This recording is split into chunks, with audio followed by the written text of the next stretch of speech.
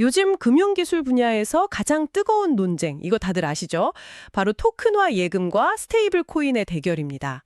한쪽에서는 JP모건 같은 거대 은행들이 나서서 말하잖아요. 은행이 발행하는 토큰화 예금이야말로 진짜다. 규제받는 안전한 시스템이 결국 시장을 장악할 것이다. 이런 식이죠. 네, 맞습니다. 그럼 반대편에서는 또 크립토 네이티브 진영이 이렇게 받아치죠. 은행은 이제 느려터진 공룡일 뿐이다. 국경 없이 24시간 움직이는 스테이블 코인이 진짜 혁신이고 이게 미래다. 정말 한치의 양보도 없는 그런 팽팽한 대결 구도처럼 보입니다. 맞아요. 마치 두 진영이 모든 걸 걸고 싸우는 것처럼 보이거든요. 토큰화 예금을 지지하는 쪽은 스테이블 코인은 위험한 그림자 금융이다. 이렇게 공격하고 스테이블 코인 쪽은 은행 없이도 모든 게 온체인에서 돌아간다. 확신하고요. 그런데 말이죠. 이 논쟁 자체가 처음부터 질문이 완전히 잘못된 거라면 어떨까요? 아주 정확한 지적이십니다. 많은 사람들이 이걸 경쟁 관계로만 보는데 사실 그건 본질을 놓치는 거거든요. 오늘 우리가 깊이 파고들 내용은 누가 이길까? 이게 아니고요. 이 둘이 각자 어떤 역할을 맡아서 금융의 미래를 함께 만들어가는가입니다. 이 둘은 서로를 대체하는 관계가 아니라 오히려 서로를 정말 절실히 필요로 하는 파트너에 가깝습니다. 그 말씀이 정말 흥미롭네요. 사실 밖에서 보기엔 은행들이 스테이블 코인을 거의 제거해야 할 적처럼 보는 것 같았거든요. 그런데도 은행이 자신들의 토큰화 예금이 결국 이길 거라고 확신하는 데에는 그들만의 믿는 구석이 있다는 거겠죠? 그게 대체 뭘까요? 그 답은 은행이라는 시스템의 본질적인 역할, 바로 신용 창출 능력에 있습니다. 우리가 흔히 은행이 돈을 만든다고 할 때 바로 그 의미죠. 단순히 돈을 보관하고 송금하는 건 사실 은행의 부차적인 기능일 뿐입니다. 잠깐만요. 신용 창출이라고 하셨는데 사실 많은 분들이 은행이 우리 돈 가지고 자기들 마음대로 돈 불린다고 생각해서 좀 부정적인 뉘앙스로 받아들이기도 하거든요. 여기서 말씀하시는 그 핵심 기능으로서의 신용 창출은 정확히 어떤 긍정적인 역할을 하는 건가요? 네, 아주 좋은 질문입니다. 그 부정적인 이미지는 일부 부작용 때문이고 본질적으로 신용 창출은 현대 경제를 움직이는 엔진이거든요. 구체적인 예를 한번 들어보죠. 포춘 500에 드는 한 대기업이 JP모건 같은 은행에 5억 달러를 예치했다고 가정해 봅시다. 은행은 이 돈을 그냥 금고에 넣어두는 게 아니에요. 이 예치금을 기반으로 그 기업에게 시장 금리보다 훨씬 저렴한 수십억 달러 규모의 신용대출, 그러니까 크레딧 라인을 제공할 수 있습니다. 기업은 이걸로 공장을 짓고 연구개발에 투자하고 또 수천 명을 고용하죠. 이게 바로 은행 비즈니스 모델의 핵심이고 경제를 성장시키는 원동력입니다. 아하, 그러니까 단순히 돈을 맡기는 행위를 넘어서는 거네요. 그 예치금을 지렛대 삼아서 훨씬 더 큰 규모의 사업 자금을 낮은 비용으로 얻어내는 거군요. 기업 입장에서는 절대 포기할 수 없는 혜택이겠네요. 바로 그겁니다. 그리고 토큰화 예금은 이 구조를 블록체인 위로 그대로 가져오는 거예요. 아, 그대로요? 네. 즉, 은행 시스템의 가장 강력한 무기인 신용 창출 능력은 그대로 유지하면서 블록체인 기술로 효율성을 더하겠다는 전략이죠. 알겠습니다. 은행 고객에게는 엄청난 혜택이네요. 하지만 반대로 생각하면 그건 결국 은행 시스템 안에 있는 그들만의 리그라는 뜻이기도 하군요. 그 시스템 밖에 있는 개인이나 작은 기업들은 그 혜택을 전혀 누릴 수 없다는 한계가 명확해 보입니다. 정확히 보셨습니다. 바로 그 지점에서 스테이블 코인의 역할이 시작됩니다. 스테이블 코인은 은행이 할 수 없거나 혹은 잘 하지 못하는 영역, 바로 달러의 자유로운 이동성, 모빌리티를 파고드는 거죠. 은행 밖의 달러라는 개념이 바로 그거군요. 서클이나 테더 같은 스테이블 코인 발행사들은 이걸 어떻게 가능하게 하나요? 그들은 은행과 전혀 다른 방식으로 작동합니다.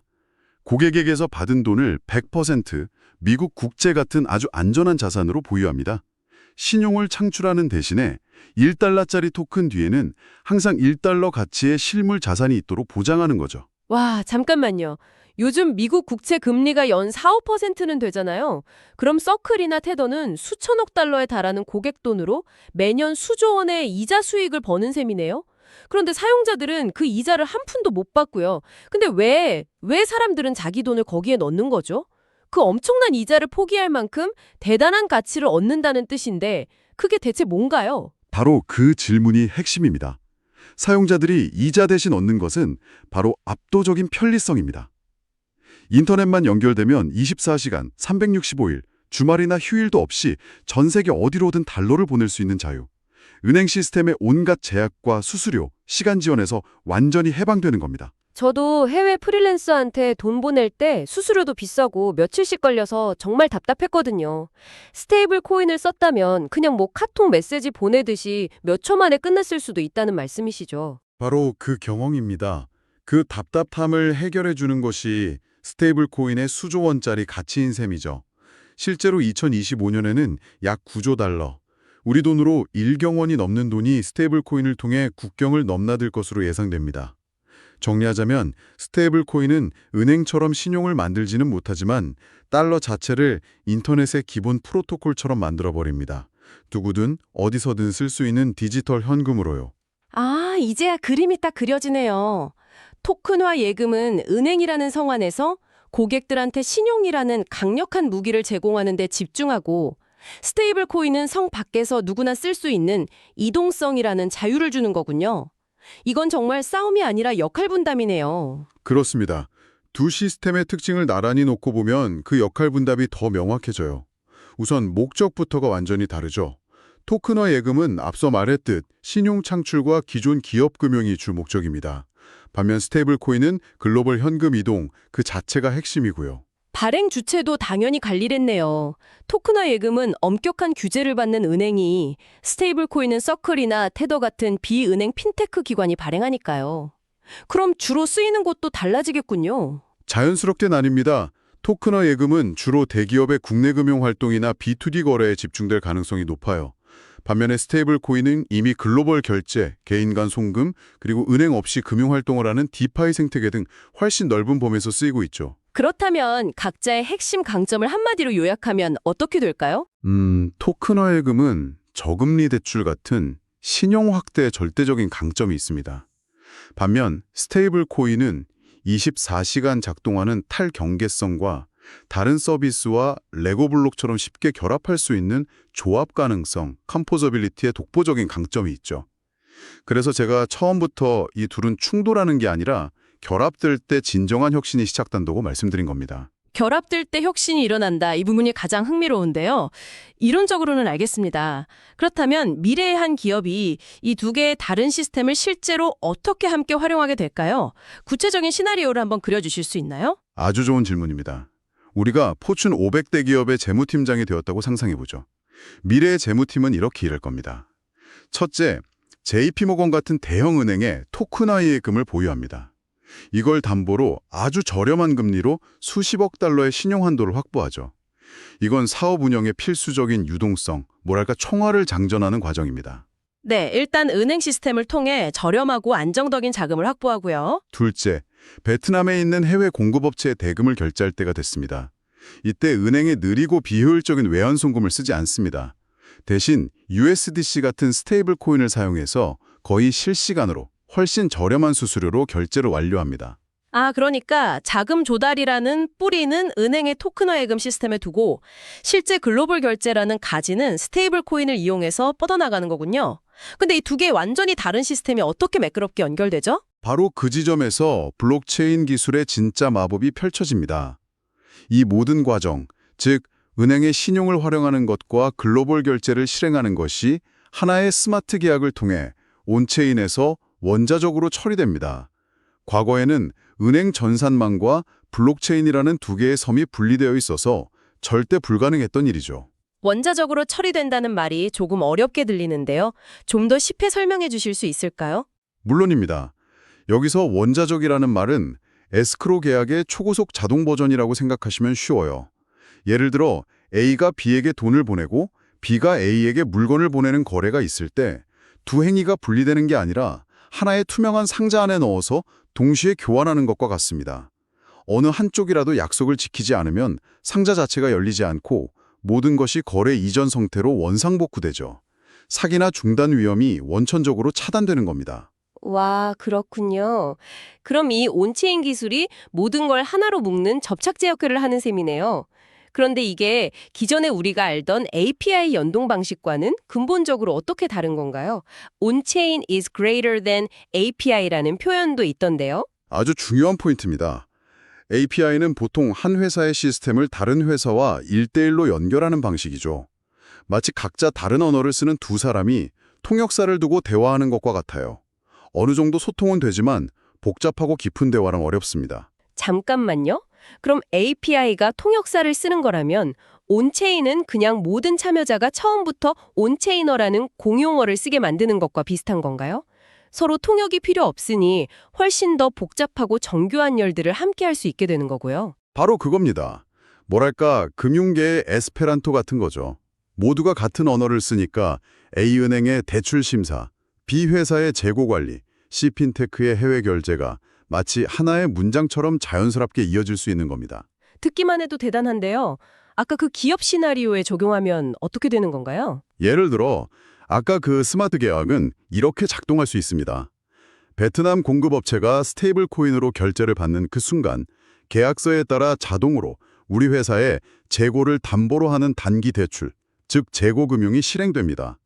동시에 환율 변동 위험을 없애기 위해 선물 계약을 체결해서 환해지를 하고 이 과정에서 발생한 관련 대출을 상환하는 모든 절차가 단 몇 초 만에 사람의 개입 없이 동시에 실행될 수 있습니다. 잠시만요. 이 얘기를 듣다 보니 약간 소름이 돋는데요. 이건 단순히 결제가 빨라지는 수준의 이야기가 아니네요. 기업 재무팀이 며칠씩 걸려 처리하던 복잡한 의사결정들, 대출 실행, 환해지, 상환 이런 것들이 사람의 손을 떠나서 코드에 의해 자동으로 일어난다는 거잖아요.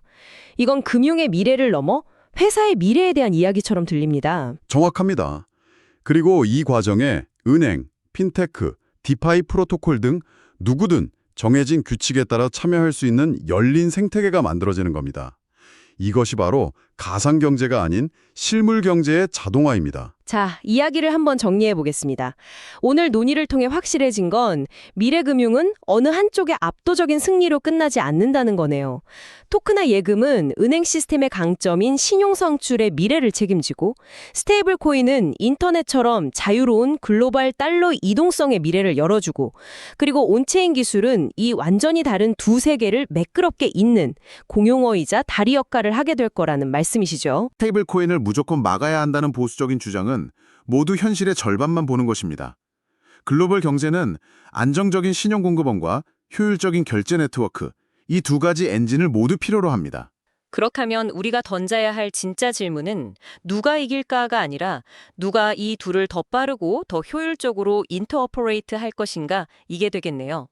미래의 금융혁신은 바로 그 연결 지점에서 폭발적으로 일어날 거고요. 맞습니다.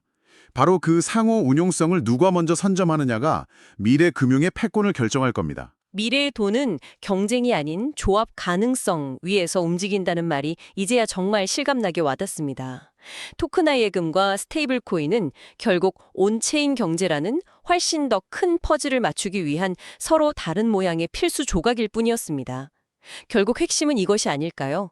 싸우지 말고 통합하라. 오늘 논의의 완벽한 결론입니다. 오늘 이 대화를 통해 앞으로 금융의 미래를 보실 때 단순히 A와 B 중 누가 이길까라는 낡은 프레임에서 벗어나 A와 B가 어떻게 연결되어 완전히 새로운 가치를 만들까라는 관점으로 바라보시는 계기가 되었으면 합니다.